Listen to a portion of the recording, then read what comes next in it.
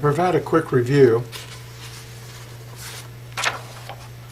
you recall that we began describing in the last tape a relativistic Heisenberg algebra. And this relativistic Heisenberg algebra utilized a commutator between p mu and x nu, which was I times capital I g mu nu, where mu and nu goes 0, 1, 2, and 3, and g mu nu is equal to 1, minus 1, minus 1, minus 1 along the diagonal. I, as before, with the rest of our work, has an entire spectrum of eigenvalues from plus infinity to minus infinity, and we find that reality corresponds to the eigenvalue capital I is equal to h bar. Now we can expand the states for that, you recall, as 4 momenta, or in terms of a mass, which we could equivalently use, the sign of the energy, and the 3 momenta. We then took this system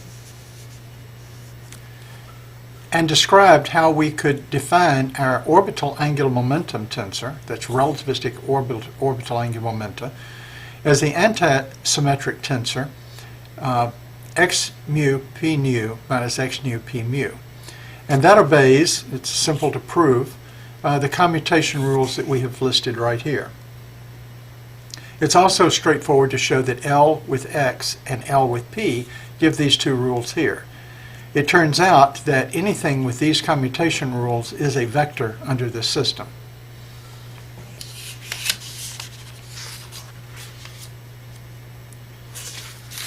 Then finishing up the last tape, we talked about the fact that we can then define a more extended algebra by extending it with an m mu nu, which has exactly the same commutation rules with the x and the p and with themselves that the L do.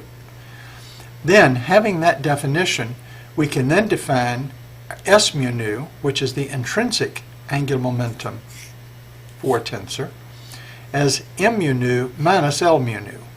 Naturally, since m with m and L with L have that same commutation rule, one finds that S with S has the same commutation rule, but S commutes with X and S commutes with P. And with this structure, we're able to break our algebra then for the total relativistic system into an XP and I algebra. There are 4 of these, and 1 of these, and an S mu nu, or a homogeneous Lorentz algebra. This is really a nice way to delve into the system, because it separates out the homogeneous Lorentz group as the intrinsic spin separate from the x and the p, and we will see advantages to that. Beginning with our tape for today, our Lie algebra that we wish to study is built of 6 independent S mu nu. 3 of these will be for rotation, Sij, which is equal to minus Sji, and 3 Lorentz transformations, Soi, where I goes 1, 2, and 3.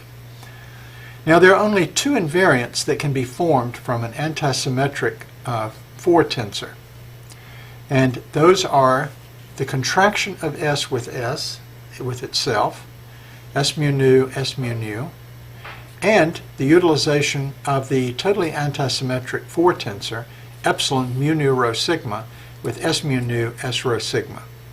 These are the 2 Casimir operators of the system.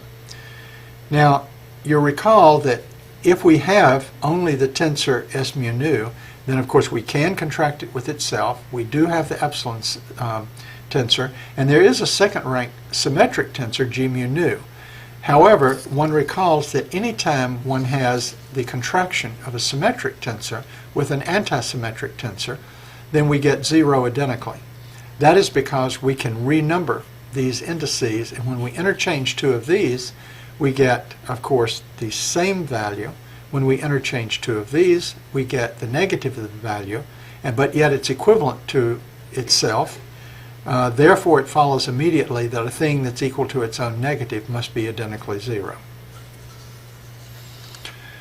Now the question is what are the spectra of these two operators, these two Casimir type operators, or these two invariants? And the answer to that is, and the derivation for this is an entire course that we may delve into some later, but we will not do the entire derivation of the homogeneous Lorentz group. We will present the results. And it turns out that the first result is that 1/2 of S mu nu is b naught squared minus b1 squared minus 1, and 1/2 of epsilon mu nu rho sigma is equal, contracted with the s, with two of the s's, is minus I b naught b1.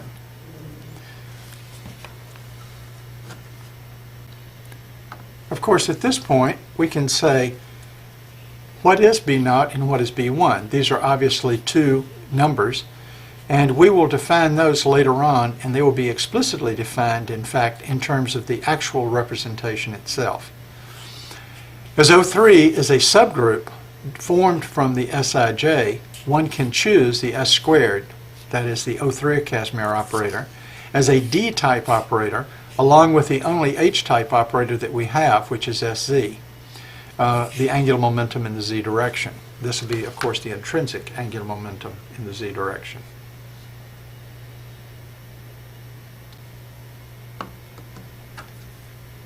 Consequently, we can now look at a complete set of commuting operators. This complete set would be our first invariant, our second invariant, or these two Casimir operators, the D operator, which is Sij, which is S squared. Now remember, this is a Casimir operator only for the rotation group O3, which is a subgroup of this group. And of course, we'll choose our H operator, our maximum Cartan subalgebra, as H1, which is S12, which is the same as the spin in the z direction. We will actually replace this value and this value with the operators B0 and B1, as we'll see in just a minute. The operator Sz, you recall, has the spectrum from minus S to plus S, where the operator D1, S squared, has the spectrum S times S plus 1. Again, both of these are multiplied by h bar, where this is in units of h bar is equal to 1, where S can be 0, 1/2, 1, 3/2, 2, all the way to infinity as before.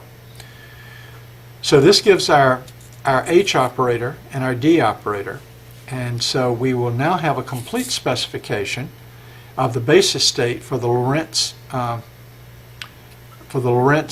representation space as B0, B1, S, and sigma.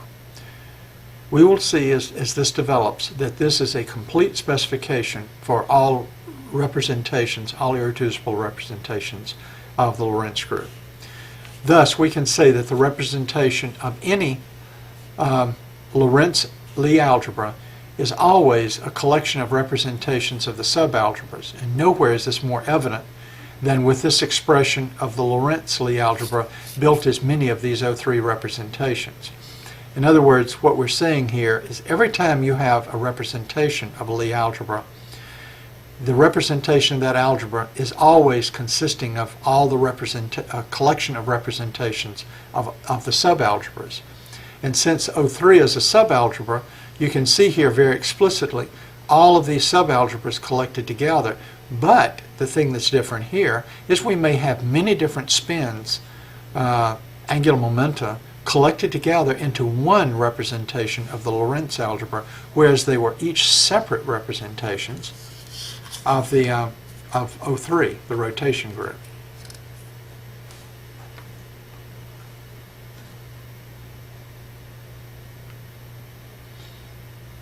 Well, as I mentioned before, it would take us at least a semester, if not more than a semester, maybe closer to a year, to begin from scratch and do an exhaustive derivation of the entire Lorentz, the homogeneous Lorentz group, or Lorentz Lie algebra. And so what we're going to do in this course right now is just present the results of that work, selected results, and then as time permits later on we'll go back and look at some aspects of that derivation and other possible results. Out of an entire book of about 500 pages by Gelfand and another one, Gelfand, Menelaus, and Shapiro, and another one by Neymark, the one page that stands out as the most important is the following page.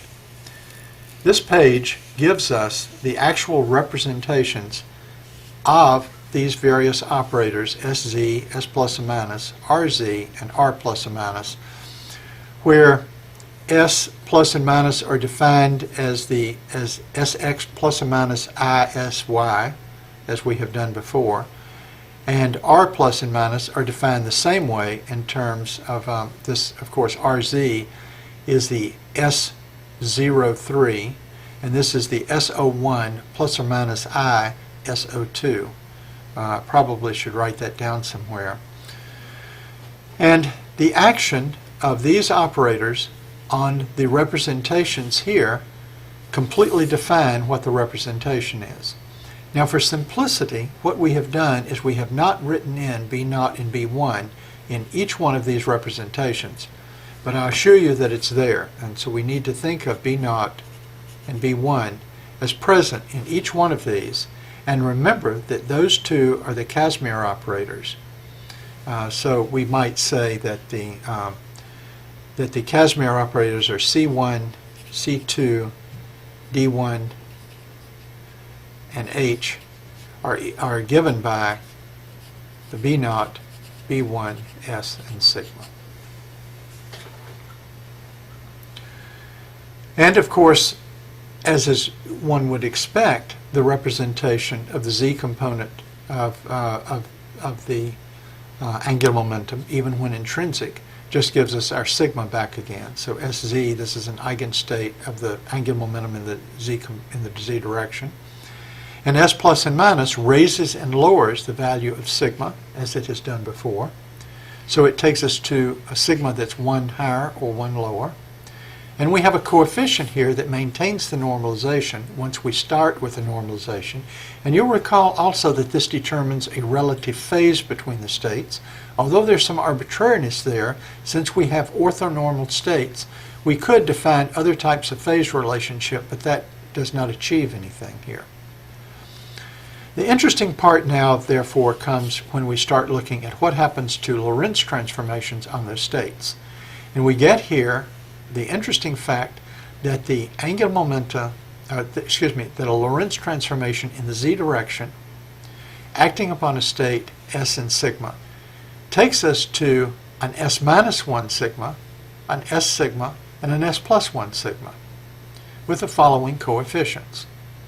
In other words, if we have something, a state, that has an angular momentum in the Z direction, it does not alter the Z component of that angular momentum, but in fact it alters the Casimir operator itself of O3, taking us to a mixture of states of spin one less, the same spin, and spin of one more. Now, with what coefficients? That's the critical thing. To understand that, we see that there are certain coefficients here, here, and here, and let's begin with this term right here. We see that a Lorentz transformation in the Z direction on a spin S with sigma, eigenvalue sigma, will give us a sigma again multiplied by an AS. And AS is this incredibly important equation, I times B0 B1 divided by S times S plus 1. Likewise, we will get a coefficient that is has a value of S which is 1 lower, multiplied by this factor, and a CS plus 1 times this coefficient here. So, for example, if we imagine that we have an intrinsic angular momenta state of, say, angular momentum 2, and we're in a Z component, say, of 1, the Z component isn't altered, but the fact that it has a spin of 2, initially, after the Lorentz transformation, it takes us to a spin from 2 to a spin of 1, a spin of 2, and a spin of 3. In other words, we end up with mixed spin states. Now, what are these coefficients here, the CS's? Well, the CS's are defined by this elaborate equation here, where CS is I divided by S, square root of S squared minus B naught squared, S squared minus B1 squared over 4 S squared minus 1. The equations become even more complicated as we look at the linear combinations of the two generators for Lorentz transformations in the xy direction.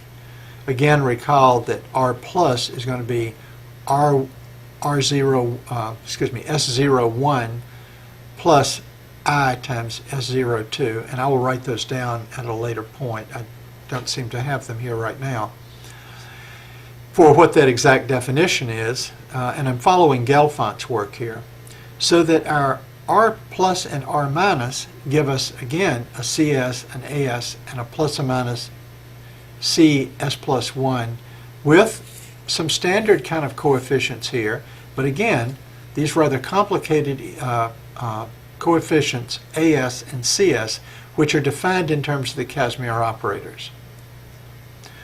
Now one can say, well, what spectra can this take you over? When does the spectra start? When does the spectra end? At what values, and so forth? Well, we already know that sigma, the z component of the angular momenta, starts at minus s, then goes to minus s plus 1, minus s plus 2, until finally I have s minus 1 and then s. And the next thing that we need to remember is that s, and this is the new result that comes with this page of equations, s begins at the value b naught, goes to the value b naught plus 1, b naught plus 2, until finally I get to the absolute value of b1 less 1, minus 1. Now for this to work, it turns out that one can say, is there a one-to-one relationship between what set of b naughts and b1s and the irreducible representations? And the answer to that critical question is, of course, the year of work that derives this page of equations and tells us what those values are. And those values are b naught is an integer divided by 2, which means that b naught is always equal to 0, 1/2, 1, up to infinity. But b1 is any complex number. Well, I hope you realize that this is an incredibly large number of representations. Not only is there a countable infinity of representations listed right here, there's a two-dimensional continuous infinity of irreducible representations represented by the entire complex plane. Now, different values in the complex plane do different things.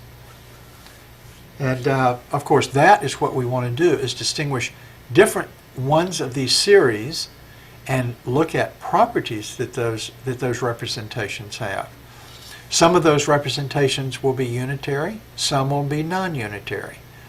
But we have here found all of those representations.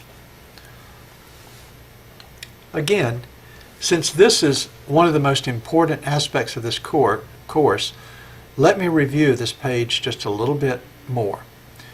The first part, you recall, is exactly what we had for O3, the rotation group, with the angular momentum in the z direction giving us the eigenvalue sigma, and the Sx plus or minus Isy as being the raising and lowering operators for sigma, but maintaining the same value of S, because S is a Casimir operator, or an invariant, for this subgroup, namely O3.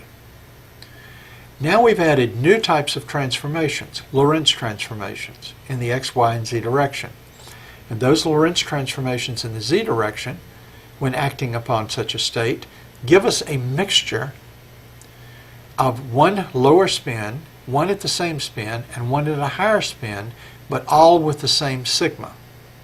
In other words, the Lorentz transformation in the z direction does not alter the angular momenta about the z-axis, but it does alter the Casimir operator that is associated with that value.